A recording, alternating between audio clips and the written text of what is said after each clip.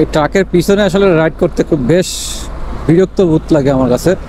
আর এই জিনিসটা আসলে আপনার হাইওয়ে মতো রাস্তায় উঠলে তখন এই জিনিসটা ফিল করা যায় বেশি। আর প্রচুর পরিমাণ ট্রাক চলে রাস্তাঘাটে। আর এটা হচ্ছে আসলে কি বলবো, বঙ্গোপসাগরের পার ঘেঁষে পতেঙ্গা মেরিন ড্রাইভ রোডের রাস্তা। দেখেন কি সুন্দর লাগে ভাই রে ভাই। এই রাস্তা যে একটা সময় কি পরিমাণ বিশ্রী ছিল বা রাস্তাই ছিল না, সেই জায়গায় এখন কি সুন্দর রাস্তা করছে, মানে কি বলবো, অসাধারণ। ফাঁকা রাস্তায় আসলে রাইড করাটা তেমন কোনো ক্রেডিট না, ক্রেডিট হচ্ছে চিপা চাপা দিয়ে যখন বের হয়ে যাব তখন ওটাই আসলে ক্রেডিট।